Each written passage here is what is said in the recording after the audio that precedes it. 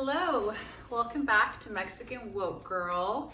Thank you to everybody that's been a little patient with me. I did take a slight little break during the holidays. I really like to live in the moment and really enjoy my family and everything that's going around during the holiday season. So I did take some days off, but I am back, and today I am gonna actually talk about something that I've been wanting to talk about for a while. It's something that I'm very, very passionate about. So I'm a little nervous about the length of this video, but hopefully I can get it in a short and sweet one. I am going to talk about divorce. I think it's time I talk about it.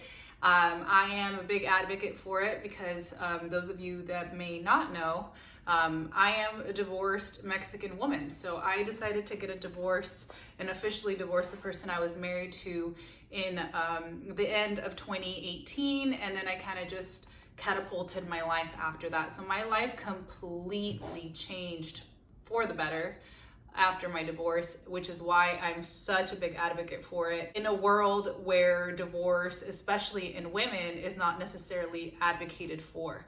So it's a big deal for me, and it's something that I absolutely love to talk about, just because, again, nobody talks about it. And when I was going through it, nobody was talking about it. And I was young, and I still am young, but at the time, I come from a household, being a Mexican household, that doesn't believe in divorce. It's like, no, you made vows, no, you walked down the aisle, no, this is what you chose, this is what you're doing, this is who you are. So there is almost kind of no way out when you're going through stuff and nobody's really talking about it. This is not a video to victimize myself.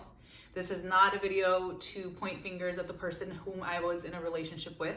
This is simply to inform others, to empower others who are potentially going through something that could lead them to a divorce, and they know that it's going that way, but they maybe don't have the courage to do so. So going back, as you all know, I am Mexican woke girl, so I am a Mexican woman. I was raised in a very traditional household, very much like I like to talk about in all of my videos.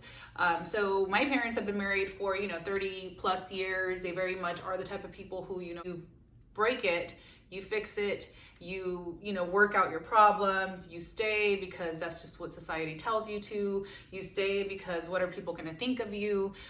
So me being the oldest in my household and the only daughter really kind of put some pressure on me and even my family. When I was starting to go through problems and really started to realize that perhaps the person and I weren't as compatible as I thought, I started to really learn about love languages, learn about me, learn about the things that make me happy, the things that fill my cup, and started to realize that I was feeling very unappreciated in a circumstance where I feel like I deserved a little bit more appreciation. That's just kind of what it was.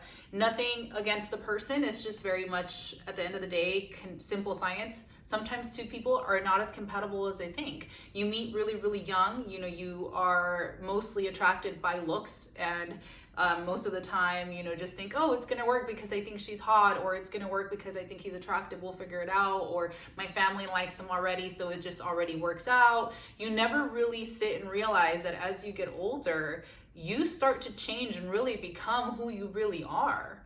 And sometimes those things are not compatible anymore with the person that you chose to be with when you were in your early 20s. Some people make it. Congratulations. If you're watching this and you are one of those people that have been with somebody since you were like 12, congratulations. However, there's some of us who really struggled being young adults and even in our 20s to really become ourselves because of the households we were in, or really our upbringing really shaped the way we were kind of afraid of certain things. So some of us are in relationships that are kind of almost like, if you look back, you realize like, wow, I kind of maybe was pressured to be in this type of relationship because when I was young, I thought that I should be married by this age. So then you become obsessed with that idea, and it becomes less about the person, more about the idea. And then God forbid you had sex with the person, because, oh my God, if you grew up in a Hispanic household, it's like, oh my gosh, your virginity for a woman is everything. So then women sometimes make that mistake where they lose their virginity to the man that they're dating, and then all of a sudden they stay there and they feel the pressure and need to get married to that person just because they're like, who else is gonna want me? Society told me that nobody else would want me if I lose my virginity. I lost my virginity a little bit older, But even then, I still felt the pressure to stay with that person just because, you know, it's just what it was. You know, it's like, we're married. I lost my virginity. You're my man forever. You know, it's like, I'm pretty sure there's more to that. You know, my virginity shouldn't have been the only reason why I stayed with the person for so long, you know, and I feel like I was so worried about my worth, so worried about what my parents thought, so worried about what people thought about me, that I was willing to sacrifice the one thing that I was put on this earth to do, which is live my purpose, you know, and be happy and really, really love myself and really see myself for who I really am. You know, I was running dry trying to be a wife to somebody whom I wasn't meant to be a wife to. You know what I mean? It's as simple as that. You know, our love languages were not compatible. What filled his cup wasn't necessarily what I was filling him with, you know, and vice versa. You know, even if for whatever reason we had some love for each other or there was like a mutual something there, at the end of the day, the core aspects of being in a relationship are understanding each other, you know, and really getting to know your love language with that person and really being a choice. You know, I don't care what you're into, whether it's an open relationship or whatever it may be, you know, being chosen is so important, you know, and really feeling like, wow, no matter what, this is my girl, no matter what, this is my man, you know, and I'm willing to understand and choose them, because to me, that's what love is. And that ultimately is what love is, you know, where you are understood is where you feel most loved. And I unfortunately was very misunderstood in that relationship, and I am positive that I probably misunderstood him, you know, for the majority of that relationship.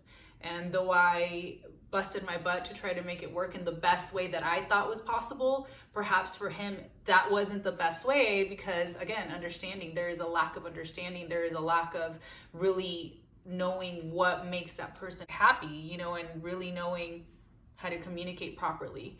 You know, sometimes upbringings and society and where you need to be and who you are and all of these things kind of become in the mix, and then you're stuck. You know, you don't realize that you maybe are in a place that you should have never been in the first place. You know, I don't regret a thing about my life. I don't regret a thing about even my divorce. I still to this day believe that my divorce was the best thing that could have ever happened to me. I almost want to get emotional about it, and it sounds wild because to some people it's like, oh my God, you're divorced? Like, it's shocking and it's almost like shameful, because let's be real, people, let's be fucking real. Divorce, there's shame behind it, and especially for women. Women are attacked usually by the divorce, and it's always like, oh, you probably weren't a good enough wife, you probably didn't wash every day, you probably didn't cook him enough meals. What did you do? It's never about the man. It's immediately, what did the girl do? You must be difficult. You must be terrible. You must be horrible. It's never like sympathetic to a woman at all. So this video is for everybody, okay? This video is for anybody going through a divorce, but this video is absolutely for my women who are going through it, been through it, understand it, want to go through it. I get you, okay? And society is not going to be nice to you, and shame is a part of it. It's a part of it. Like, I can tell you that I cried like a baby because I was ashamed, and I dragged this unhappy relationship because I was ashamed of what the divorce title was going to do to me. I was embarrassed, you know, and I didn't know how people were going to see me. I didn't know how men in the future were going to see me, men that I was going to date. I didn't know how they were going to take it. I was embarrassed to even tell people sometimes, like, oh, yo, well, I was married once, you know. It was kind of, there's kind of this like lag and kind of negative connotation there, because you just don't know how people are going to perceive it. And immediately, from a woman's standpoint, people immediately think it's you. And it could be, my God, the man could be a million things, you know. He could literally burn your house down with his own hand, and people will still be like, I wonder what she did to cause that.